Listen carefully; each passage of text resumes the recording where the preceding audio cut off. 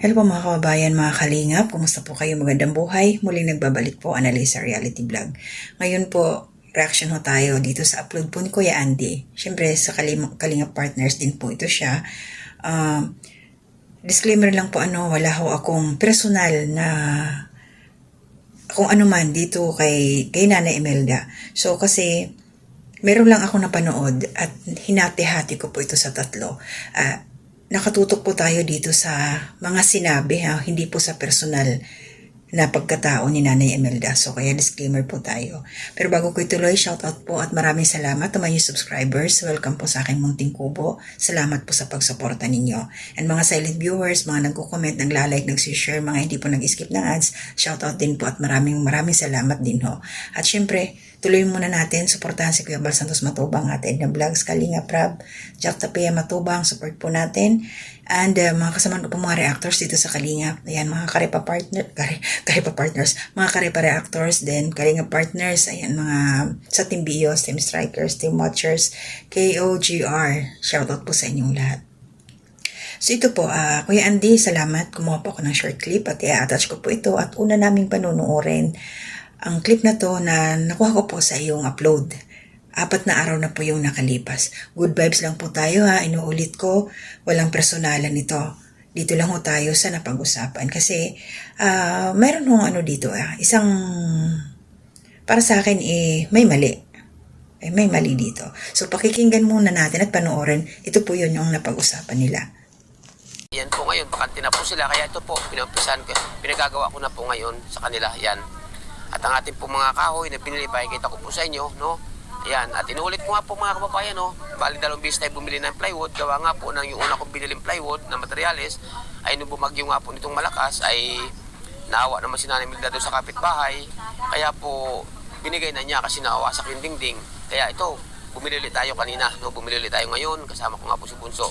At ito, natin na i-deliver mga kababayan, no? Yan, ginagawa na po, 2 ang ating manggagawa. At yung kahoy natin binili, nagagamitin dyan sa taas kasi mga sira na nga po yung kahoy. Pakikita ko rin po sa inyo mga kababayan.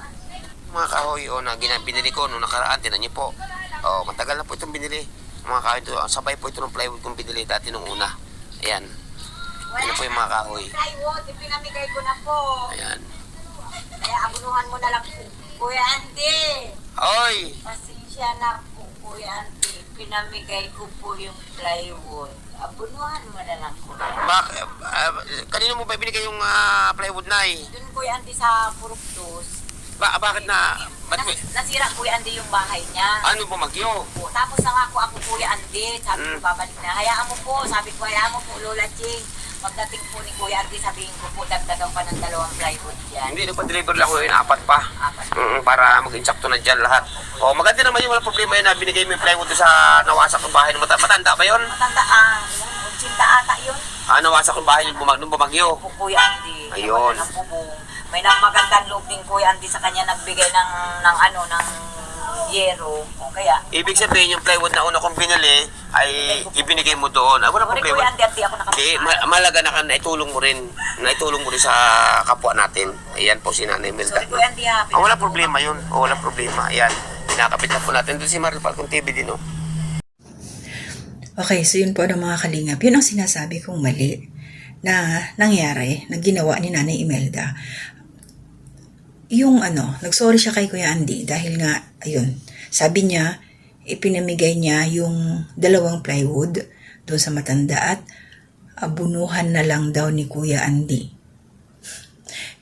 Doon ako na sabi ko, ganun. Napakabait ni Kuya Andy. Wala na siyang magagawa, pinamigay na. Walang masamang magbigay, mga kalingap, kung ang iyong ibinibigay ay galing mismo sa sarili mong pinagsumikapan. Hindi yung ibibigay mo katulad nitong nangyari kay Nanay Imelda. Yung plywood na yun is galing po yun sa sponsor para iayos dyan sa kisame ng bahay nila. Pero anong ginawa niya? Ipinamigay. And then, ang sabi niya, meron pa dyan na, sinabi pa dyan na pag bumalik daw si Kuya Andy, hayaan daw at hihingi pa siya ng 2 para doon kay Lola, pandagdag. Ang tibay ni Nanay Imelda. Ang lakas niya. Yan ang maganda, lakas ng loob, no? magsabi. Tapos, siguro kampante na siya kay Kuya Andy na gano'n, na laging nakatulong, nakasuporta sa kanila. Pero para sa akin, siguro, hindi siya tama. Sa totoo lang, real talk po tayo. Nakakahiya. Nakakahiya talaga. Pag ganyan kasi, hindi porket tinutulungan ka, aasa ka na lang lagi na may tutulong sa'yo. Isa pa, kung bakit mali yun. Malamang sa malamang, walang alam si Kuya Andy bago niya ibigay doon kay Lola. Kasi kung alam nun, bakit pa niya sasabihin dyan ngayon sa vlog niya, hihingi siya ng sorry na ipinamigay niya. So, hindi natin alam kung, ewan ko, basta dyan sa video na yan. So, walang alam. Importante pa rin yung respeto, di po ba? Respeto doon sa nagbigay, na sponsor, from the sponsor. Respeto kay Kuya Andy na dinaanan ng sponsor para may makarating dyan sa kanila. Kung saan siya nakaplano na ilagay, dapat doon. Nana Imelda, pasensya ka na walang personalan to. Doon lang sa naging action ninyo. Kasi magiging lesson to sa karamihan na matuto tayong pahalagahan yung pinaghirapan, yung ibinigay ng ibang tao. Kasi yung nag-sponsor nun, grabe din, pinagtrabahoan nila yun, na ang akala nila is nandyan sa bahay ninyo. Kasi iba yung dating nun hindi yung galing sa'yo. Ikaw lang ang nagbigay, pero galing yun sa sponsor na ibinigay mo doon kay Lola na supposed to be dyan sa bahay ninyo. Naintindihan niyo ba akong mga kalingap? Siguro na nagigis niyo ako, no?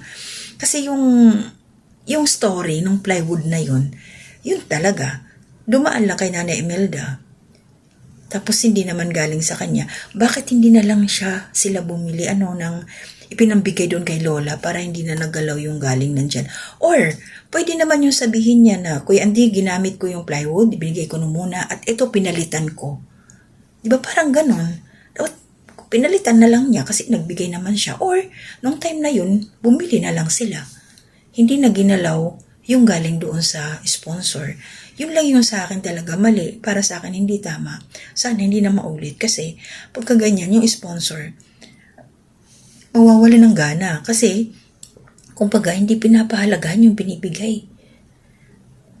Oo, masarap tumulong. Magandang tumulong sa kalooban. Maganda yung magaan sa kalooban. Pero kasi hindi naman yung para doon yung purpose. Yung plywood na yon, hindi para doon. May purpose na Imelda para dyan sa bahay ninyo. So, anong nangyari? Abunuhan mo na lang Kuya Andy. O si Kuya Andy nag-abono. Personal money ni Kuya Andy. Paano kung walang pera si Kuya Andy? Alam naman natin, napanood ko yung vlog niya may mga personal problem din siya, financial problem sa kanyang kapatid, dito si Kuya Andy.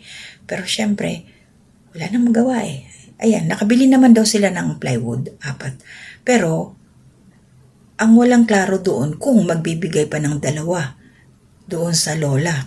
Yun ang sinabi ni Nana Imelda Hihirit pa siya ng 2 kay Kuya Andy para ibigay doon. Siguro Nana Imelda, ikaw na lang magbigay ng kusa para doon. Huwag nang iasa pa kay Kuya Andy. Ha? Mga kalingap, may dagdag pa ako dito. First pa lang to.